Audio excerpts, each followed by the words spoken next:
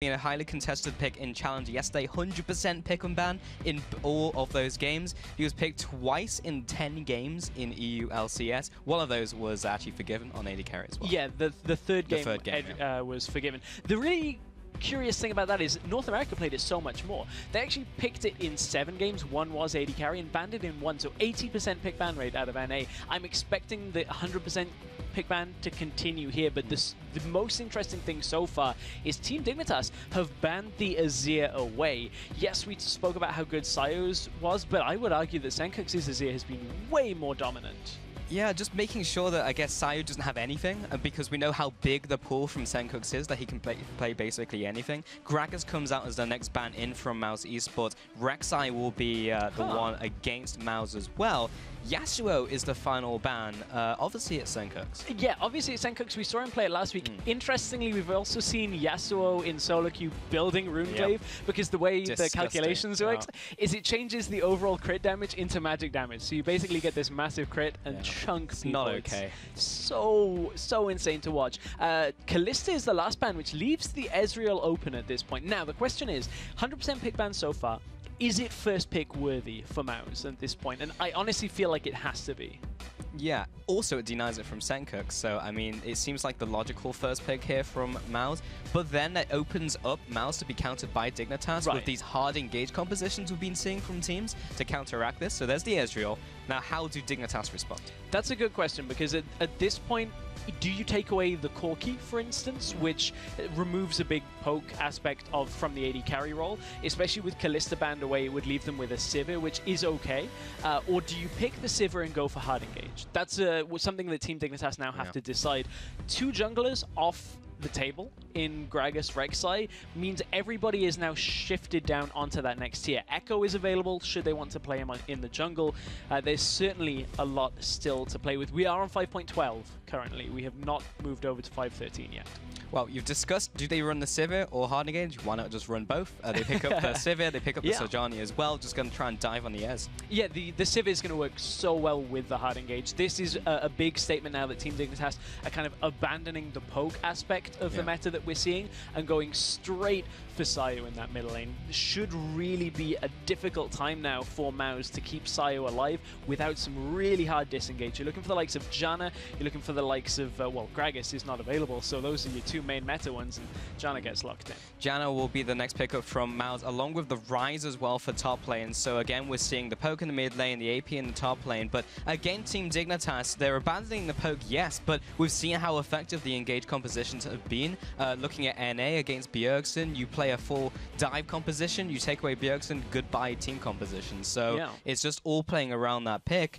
It's just a question of, do they go all in on this? What else could they pick? They had the top lane available, a Maokai could work, a hard engage from Annie. It's just all going in for this hard engage.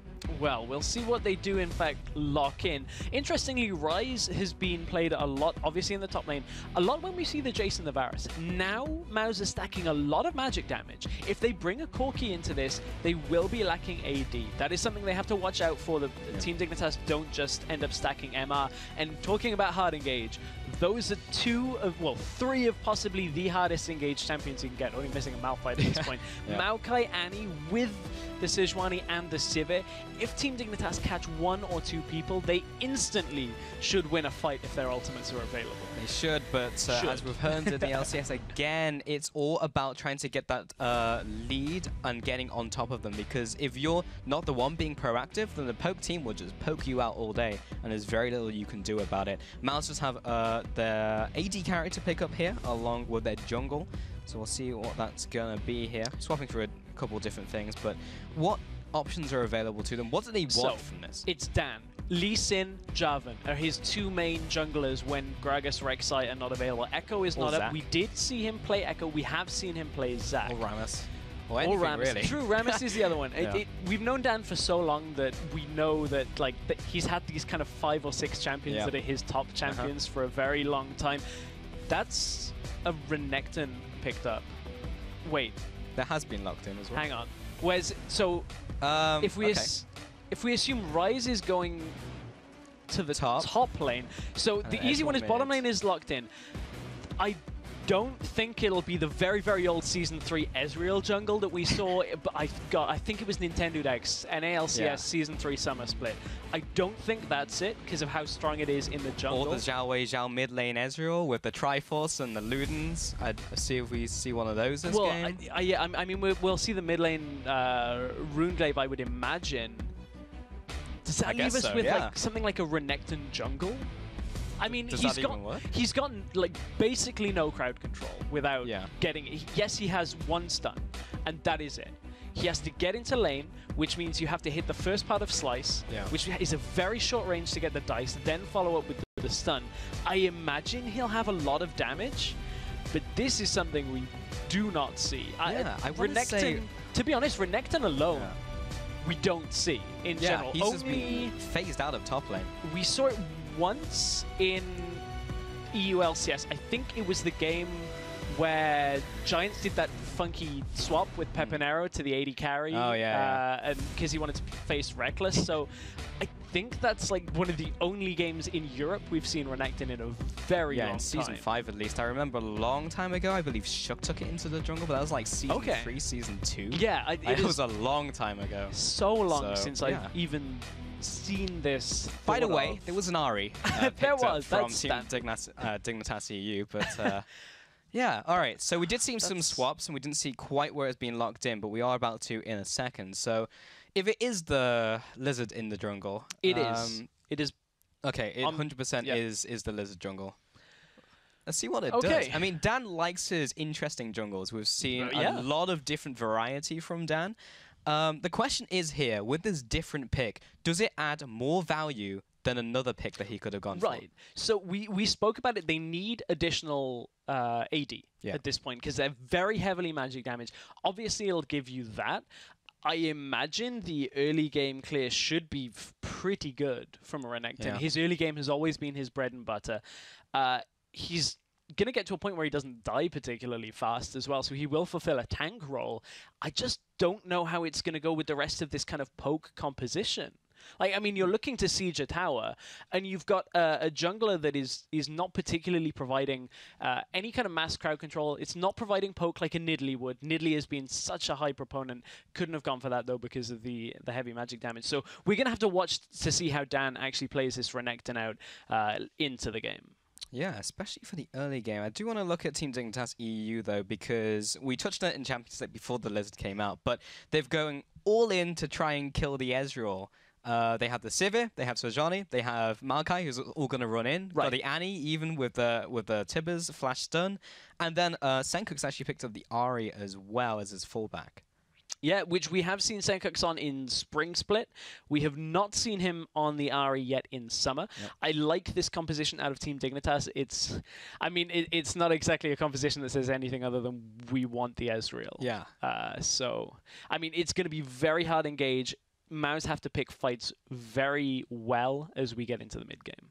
Well, remember to hop on Twitter and get your opinions in on this very interesting matchup. Tweet at LOL Esports. Use those hashtags MOU win or DEU win to get your votes in, and we'll be checking in on what you have to say when we get in-game. But yeah, there's a lot to go on in the very early portions of this game. Like, as you mentioned, Renekton in the early game, lots of base damages, so I don't have a problem with his clear. No. It's just a question of what he does for the rest of the game. I am really interested to see how this Renekton is going to go. Me too, Stress. Well, let's get into it. Mousesports up against Team Dignitas EU. And Mousesports now onto the blue side of the map. We'll be trying to get out of here.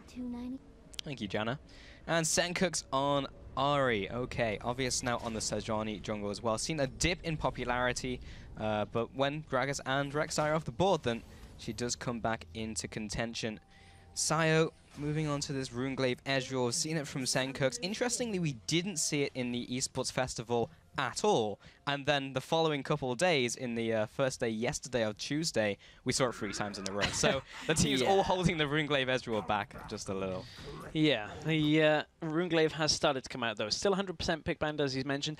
Yesterday's stats for Senkuk's was 4-1-9 on the Ezreal, 13 KDA. So, very strong performance from him.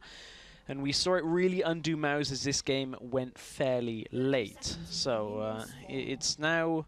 it's not Senkuk's on Ezreal this time. It's Sayo, as you said. I was yes, sir. busy kind of looking at my stats sheet on that one. But Sayo, we'll see whether he can live up to the 13 KDA from Senkux from yesterday. Yeah, or even Godbro. He played very well on the champion until he walked into 5 people and died. So, yeah, very strong pick.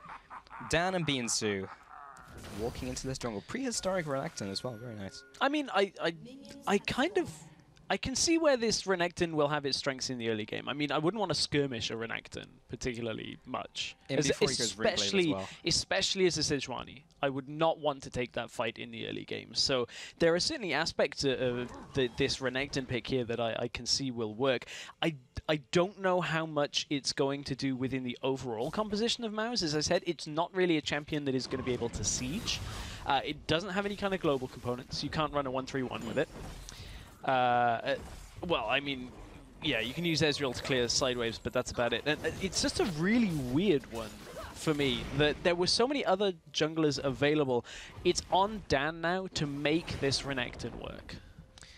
Well, we'll see what his impact is in the early game. At least Sedge and the Mountain just take the crooks down there. I didn't see if they did it perfectly. No doubt Crepper will be yelling in the distance about how they didn't do it quite correctly, but we'll see how that one works out. Kobe and Nisbet as well in the bottom lane with that Sivir and Annie. But up to the top lane, we have Wonderwear and Beansu with the Rise against Maokai match. I have to feel that's going to be fairly farm-centric for a large portion of this laning phase. And it's really interesting that Wonderwear would pick himself the Maokai into this matchup. That's a heavy trade bot lane, though. Ooh.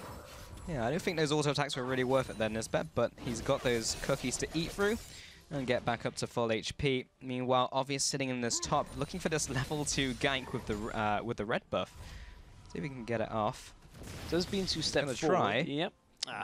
And the boar is out. Well, this is a drawback with having two junglers that are not efficient at ganking in the early game. I mean, Sejuani, you would have to flash in to really get that gank to work.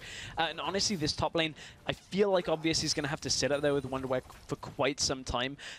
This matchup, while it's okay at the beginning of the game for Maokai, does get progressively harder for Maokai to actually sit in. He will start falling behind the Rise as we get later and later into the game. So if Obvious doesn't set Wonderwear up early, we're likely to see a repeat of what some of the lower table LCS teams have been seeing with the Maokai, where it just doesn't scale well enough into the game. Well, looking between these two teams as a whole here, Stress, you can see how well... or rather just Kobe and Sedgman. We were talking before the game about which AD carry is going to be stronger here, and we might see these two AD carries in just a second as Dan looks for the flash, the slice, looking for the dice onto Kobe, trying to reduce his KDA here. Tries to get the Ruthless Predator down, but doesn't quite land it, and now you're seeing the limitations of Renekton. Yeah, that really is just kind of the summary of how Renekton has to go early game, is you have to expend so much to try and get a gank.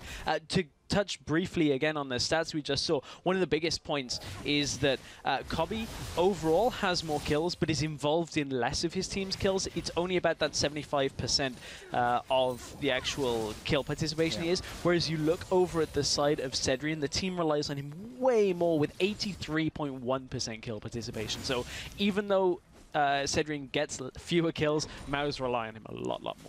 But then you look at both of the AD carries, and both teams rely on their AD carries a lot, just straight up. So now Sayo in the middle lane up against Senkux here. The Ezreal will basically just want to farm for a lot of the game here, or a lot of the laning phase. At least Senkux does have the ability to kill him, but needs to land the charm, which can be difficult since Sayo is going to be so far back just farming with Mystic shots. Yeah, I really am interested to see whether Senkux can put the pressure onto Sayu to begin this game and, you know, hold him back from actually becoming the monster that Runeglaive Ezreal becomes. I mean, it's a 2-item spike that Runeglaive Ezreal really works off. It's that Ludens after the Runeglaive. Yeah. And I don't think you can actually really prevent an Ezreal from getting to that point. Not without heavily shutting him down. I think inevitably he ends up reaching that, and then kind of, yes, it'll take longer for him to get a Rabadon's Deathcat, but his control over side waves is such a difficult thing to manage. Again, the slice and dice in the top lane, but can't even get in range for Cold or Meek on Dan.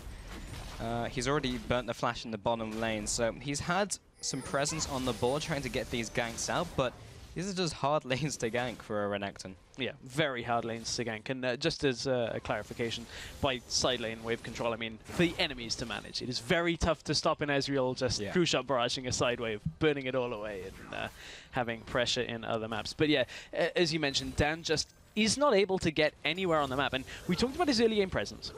He is slightly down on jungle farm. Both junglers have kind of been ganking a little bit, and now Dan is actually taking farm from that mid lane while Sayo was away. So really, Obvious has had nothing stopping him from just kind of getting to that level 6 mark and having his ultimate available, at which point Team Dignitas have a very clear spike in their presence on the map. Once Sivir ultimate, Tibbers, and the Sejuani ultimate are available, there's almost no way of stopping Team Dignitas engaging. Well, I did say about the limitations of Dan's Renekton in the bottom lane, but to be fair, he did burn 3 summoners, which means that Obvious is going to take a little while to go down there and really get an ult off and have the bot lane be able to follow up from Team Dignitas, since Annie can't really get in range and instantly stun both Sejuani and Mountain. Right. That is very true. The only thing I'd say about that is if Dan doesn't get back down to this bottom lane and actually put that into effect, it doesn't have too much of a lasting effect outside of the fact that look at the CS numbers between the AD carries. 61 CS to now 40. That is a big difference that is because of the flashes being unavailable and the amount of harass that the MOU's bot lane have put down. But I certainly feel like it's not going to really impact the Tibbers because Annie is only just level 5 now. So the flash will become available by the time the Tibbers is up. Obvious, heading into the top side of the map, has been seen out by his ward, so Binsu is going to walk away. Actually make it very obvious that he knows that Obvious is there. And Obvious will go back into his jungle. A lot of Obvious going on. But Senkux just matching Sayo as he heads over to his blue buff. Dan will be assisting with that. As Binsu's harass coming in from the ultimate, the combo just means machine gun, mage at the ready in top lane. 56 farm to 66, however, so he is falling slightly behind Wonderwear, but he's got a wave to farm. Yeah, a lot of it is because Wonderwear hadn't backed like within the last couple of minutes. Now he backs, finishes off that catalyst, and you'll see Ryze's CS start to tick up kind of in response to that with the time spent out of lane. Interesting to note, Wonderwear is not teleporting back to lane, whereas Binsu did teleport back to lane. So there is about a minute and a half window now for Team Dignitas maybe to look for a play bottom lane if they can get a ward out behind. But look at Cedric going aggressive. They know Cobby's alone. Getting a lot of damage and a last missile barrage as well. Cobby did not spell shield any of that just in case the stun came out. But yeah, that was a lot of damage from Sejuani, which is pretty much what they want right now. They need to try and open up an advantage in the bottom side of the map so that they can force something, maybe with the Renekton, or at least stop Team Dignitas from going for a dragon themselves. This is a lot of poke. There comes the stun from Annie, but nicely shielded from Mountain. Pretty back and forth lane, but Obvious now sending this blue buff over to Dan. Top lane still trading off, putting the damage onto the Maokai, and that is a lot of damage. Yeah, and remember this is Ryze on 512, so it will take a little more time to actually get himself into the game.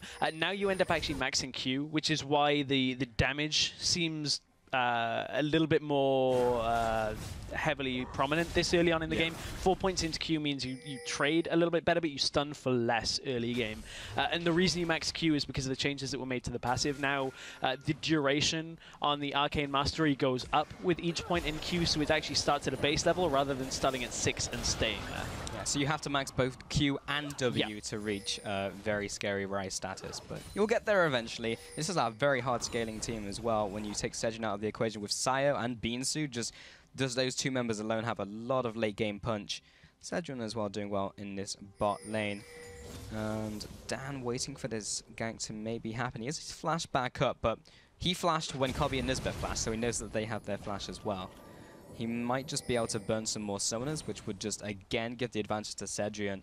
We're talking between these two AD carries as well about where the strength really comes from, because Sejuani and Mountain, I feel like, work better as a unit compared to Cobby and Nisbet, who Nisbet puts a lot of the weight in the bottom lane on his shoulders. But looking at the fan vote, 79% over to Team Dignitas EU. Not a bad bet, considering they are 5-0. And yes, they've struggled in a couple of games, but have always come out on top when it comes to the late game. I normally would like this play. The problem at this point is, oh, actually, obviously, his top side of the map. They didn't actually spot him unless they saw him on the mid lane ward. I didn't quite catch that. So, no, I actually do like this play out of Dan and Sayo, because this is the thing. With two champions with a gap close, you just get over that wall. But now Dan is caught. Oh, Sencooks wants him. He's ticking down from the Ignite. Is it going to be up? Yes, it is. First blood goes over to Sencooks, and Sayo could just not do enough to respond. And it looks like Team Dignitas will be able to take a tower mid lane with everyone collapsing in. And B2 did use a teleport top lane to stop Wonderwear from pushing. But I think MOUZ will take that as long as his tower doesn't die. You saw the True Shot Barrage come out a little bit earlier just to go through mid lane. However, Team Dignitas with 3 people here will be able to take this one down. And they will extend their gold lead, which is a weird one. I kind of wanted to touch on that before the Dragon play. Bottom lane, in fact, is where we're going. As Kobe pops his ultimate, they're looking to get onto Cedrian. Trying to get in range. Valkyrie is available just now. Will be flashing away. Wonderwear gets him, though. Then comes the ultimate from the Sejani. Obvious over the wall gets him with the stun and the lockdown, and picks up Cedrian for the next kill. 2-0 in this game. Team Dignitas pulling ahead. Well, we said it in Champion Select. If they land one part of their crowd control, they are basically guaranteed to follow it up with the rest of their ultimates. And you can see right there, just the Twisted Advance necessary to follow it up with the Glacial Prison, as they will follow that up in that bottom side of the map and look to push onto the bottom lane. But that minion wave is dying pretty quickly. They do... Oh, Tibbers dies as well. And the smite from Sayo will clear out the rest of that with the blasting smite. Do you see those mid lane Ezreals typically go for that, the Trailblazer, just to get extra mana and health back when they're just passing by a camp?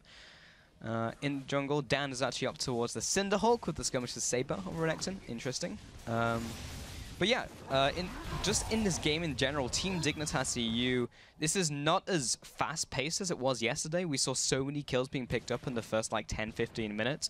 It's a little slower in terms of kills, but the objectives have started to be pushed in from Dignitas. It's a question of, again, does MOUZ's composition come into effect later into the game, what we saw yesterday, but in a different composition? So there's kind of 3 different points in the game where we see these kind of compositions go to.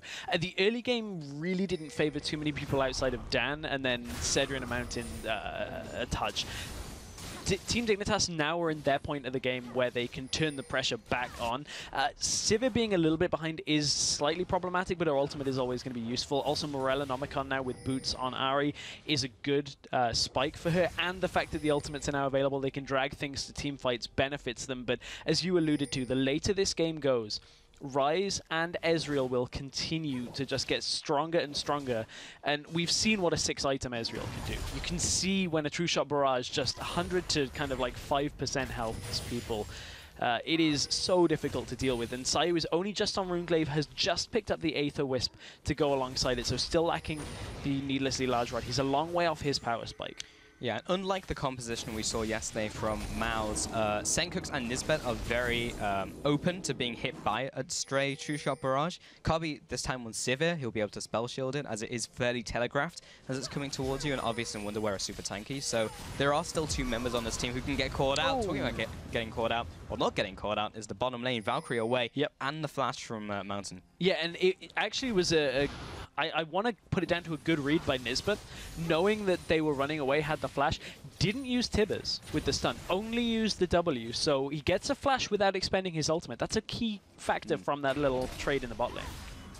And Sencooks picking up the blue once again. Has advantage in the mid lane. Bot lane is going heavily over to Cedrian, still opened up to a 40 CS advantage from the 20 we saw earlier. Sencooks trying to get a bead onto Sayo. If he can connect a charm, he can pretty much land everything else. He's going to be jumping in with the Spirit Bush, looking for the charm, forces the flash out.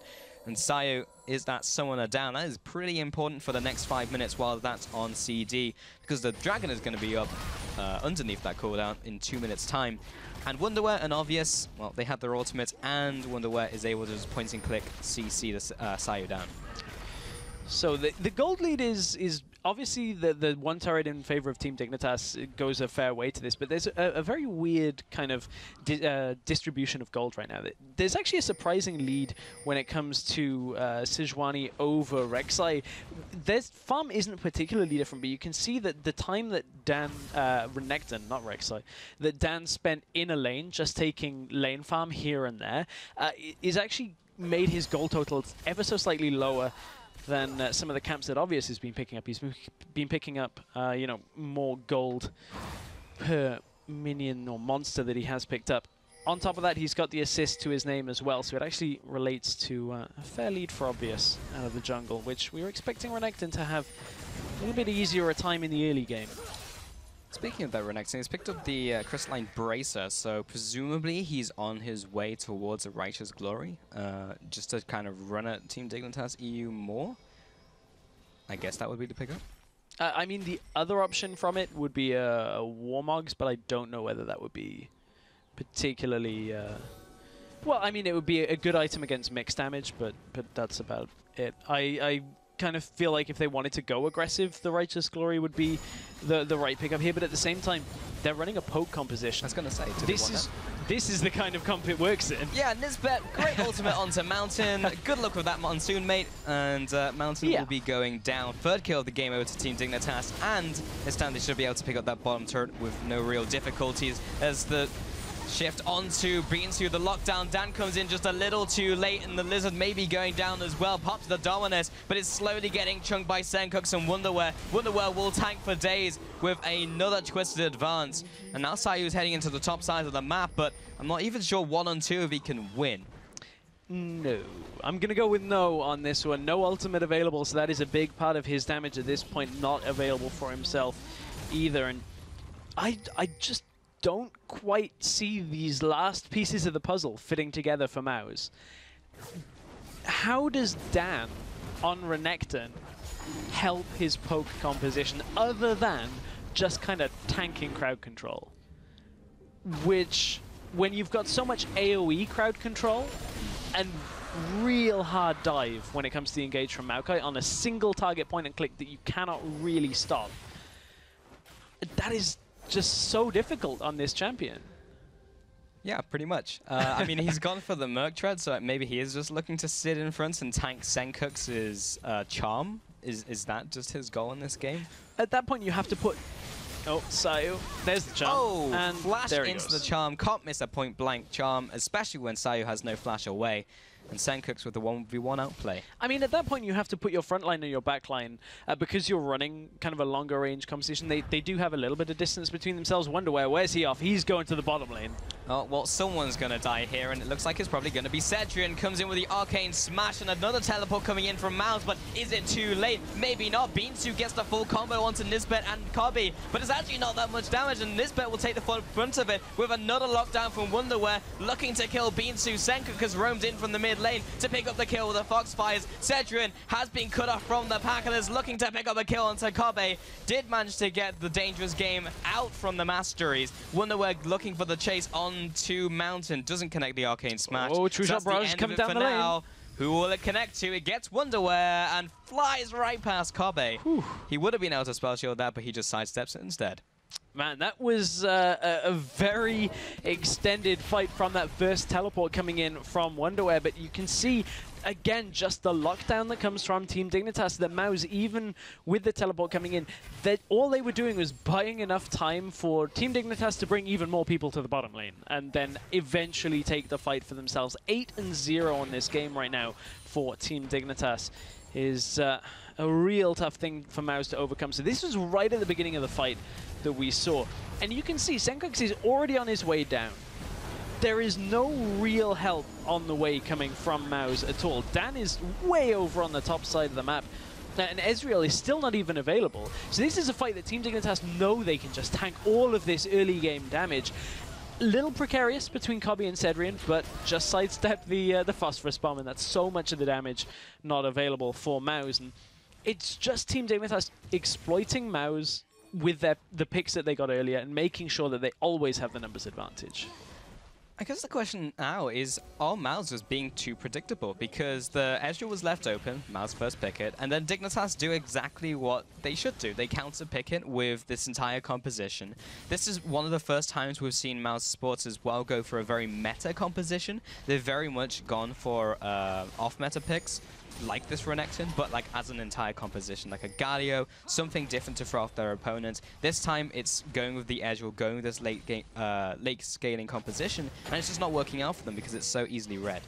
Yeah, it truly is. And honestly, when you look at how the compositions work out, there is a telling fact of just how early in the game Mountain has had to pick up a quick Silver Sash on Janna.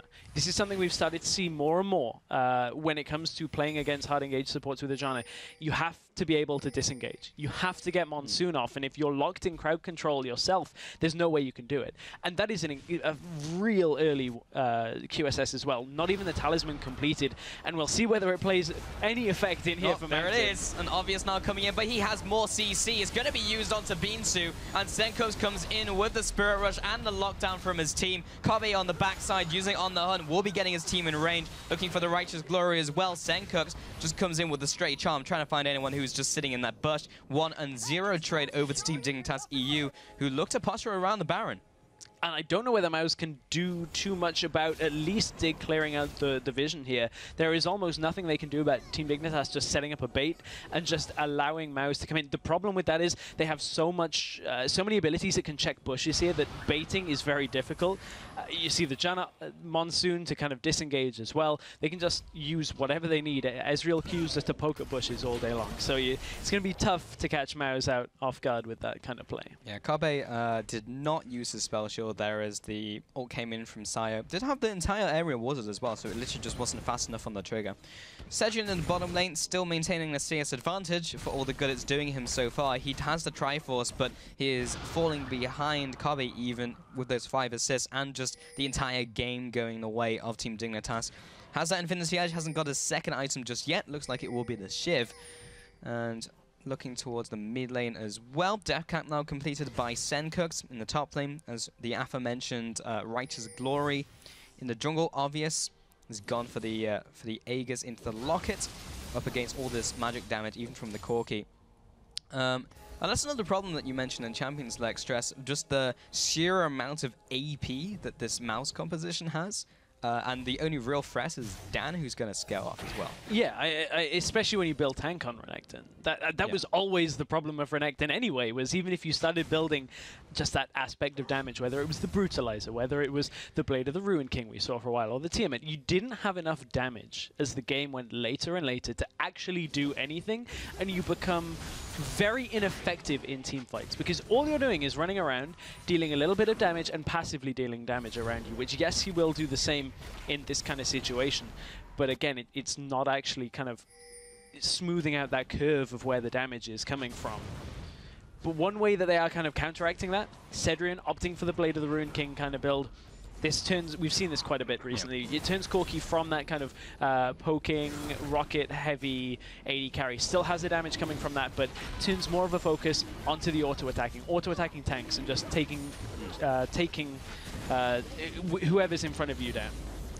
And he will need to do that, because there is a very tanky Wonderwear who is 204, and Obvious as well. And they have found Renekton. He'll be flashing away, pops the Dominus, but looks like he's pretty dead to rights here, looking for more CC, and of course Team Dignitas have it. They also have damage from Senkux as well. The flash into the lockdown onto Sedrian, Mountain and Beansy trying to put down the damage as they retreat. Sayo is now joining the fight as well, but Nisbet is the one taking point. Kobe coming in from the sidelines, does have the On the Hunt, gets the move and speed out. The flash into the bowler, does not connect, flashed away upon Mountain, but not before Beans, who gets taken down underneath the turret. Sayo returns fire, but it's not enough to deal any real significant damage. Oh, in every single one of these trades, MOUs just get their flashes burned really early, and then Team Dignitas just flash after them, and it's so much more valuable, that aggressive flash from Team Dignitas, because of how much crowd control they have to just pick up the kills again and again. It just seems like Team Dignitas' flashes are worth so much more. Early flash pop from Dan, he has to try and get away from this, but there's not really any way he can. Another flash from Team Dignitas, keep the counter up. There's the third of this engage. This one onto another carry, and they pop Sedrian so quickly. Again, all it is just buying time. They're using these picks to just completely pick apart the MOUs lineup. And yet another twisted advance. That one probably, the flash from Obvious, probably the one that didn't seem to add value, add too much value. But at that point, I think 3 for 1 is, well, 3 for 1 on flashes is pretty good. But I mean, what can really stop Team Dignitas right now? A Sayo ultimate could steal it away with a mistake from Team Dignitas if they don't smite it down. But there's a lot of things for the ult to cross paths with and reduce that damage early on. Also, no wards means it's going to have to be blind. Here it comes. Oh, close. Down to 240 HP before the smite came down. So yeah, that was close. Good try. Points for effort. Yeah, absolutely. A for effort. In terms of results, not so great, but either way, 0-12 is this game. Last time we saw these two meet, there was a comeback from Mouse, but under very different circumstances. And there's no real point in this game unless this drags on for a very, very long time, where Sayo and Beansu will start scaling up. Team Dignitas, this is only 26 minutes into the game, and we already have 6,000 gold advantage with pretty much the whole board going over to them. This bet, that's a very fast Annie, gets the lockdown onto Beansu, and all the damage to follow. He's dead before the fight even starts. Dan, the big tanky front line, actually tanking pretty well for his team as the damage comes out, in with the Essence Flux, and all the damage from Sayo. That was a 2-for-1, but Wonderwear got blown up, and everyone else from Dignitas is low. Here's the point at which the Ezreal is becoming very dangerous on this map. You can see obvious, I guess his recall cancelled as well, and now Cedrion's going to try and chase him out, but the fight turned on its head there, and it's all because of just the damage that MOUs were able to put on from the focus that Team Dignitas had on the front line. If Team Dignitas aren't able to get the carry with their crowd control, it is difficult for them to fight these fights if they go longer and longer, and that is what happened in that fight, but I think that's going to be maybe a one-off here for Team Dignitas. I don't know whether they'll have that problem once again. Yeah, maybe turning more focus onto Sayo. I mean, we know that they have the CC, they have the technology. Sayo going into the top side of the jungle here. He does do a lot of damage, and that Smite as well will be getting the extra bit of vision in the top side of the jungle. Anything they can get right now is good, but despite that fight, Team Dignitas are still pulling further ahead. Now 6,500 gold.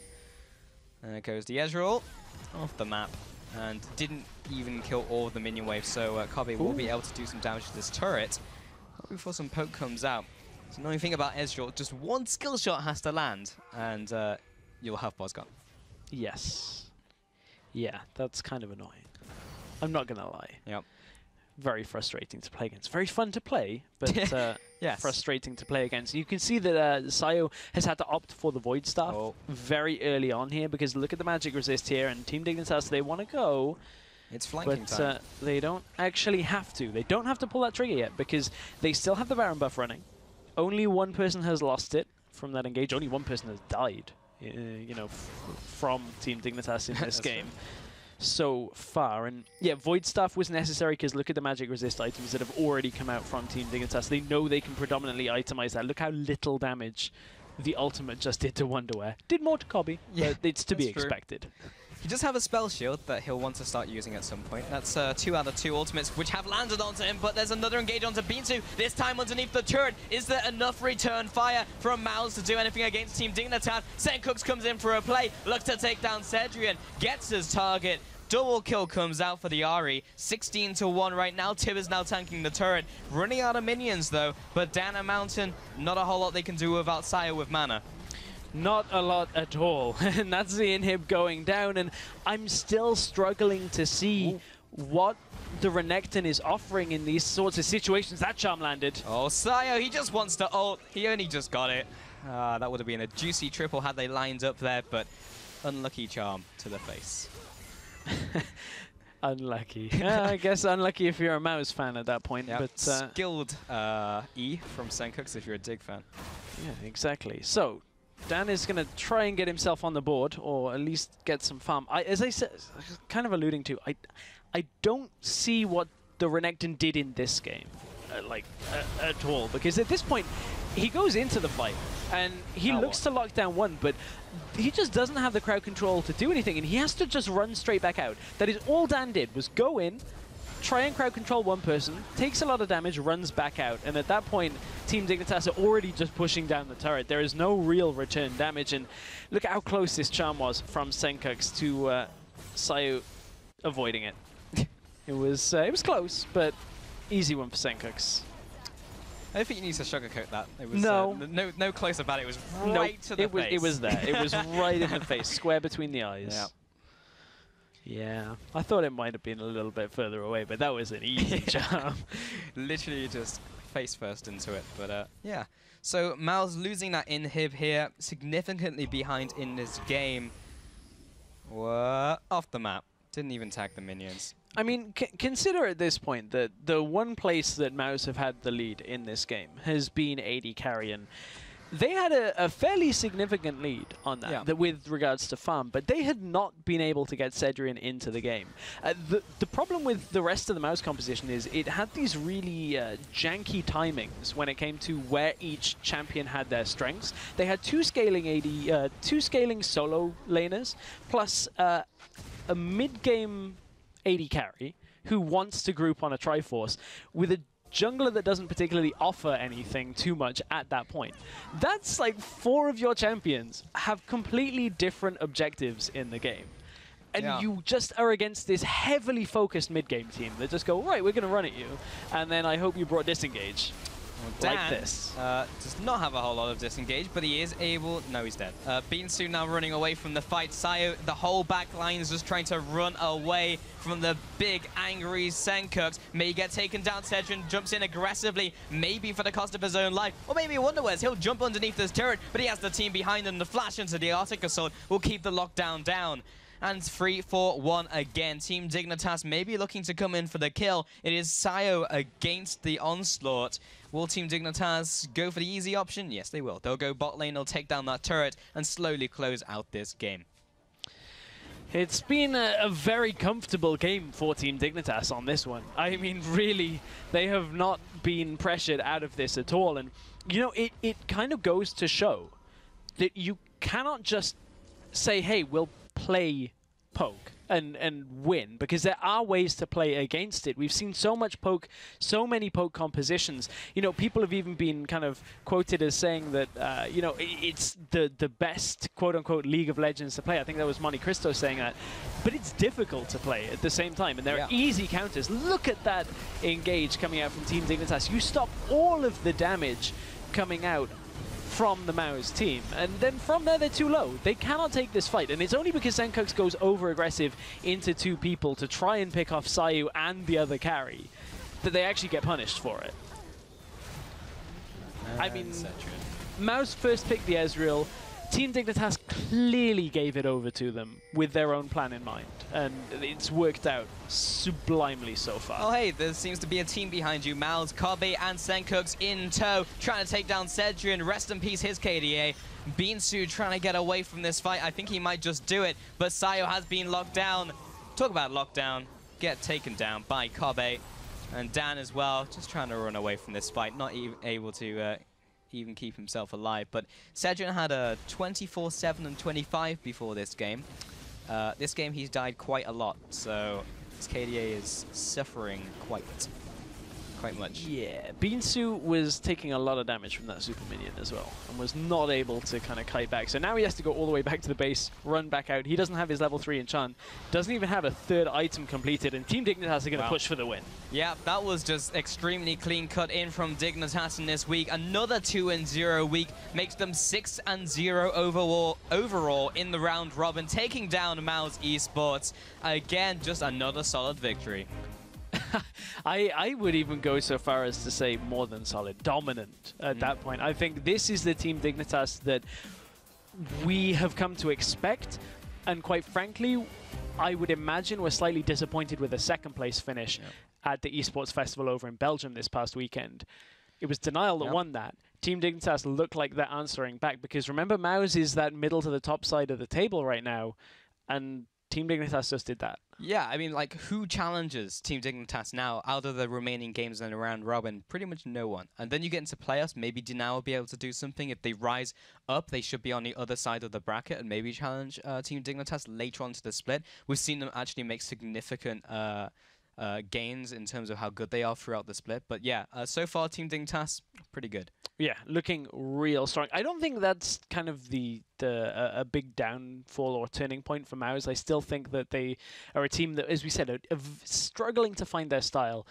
Didn't look like that poke composition was what they wanted to play. Yeah, they have much more favored the hard engage, and honestly, I just didn't feel like that game sat well with Mouse at all.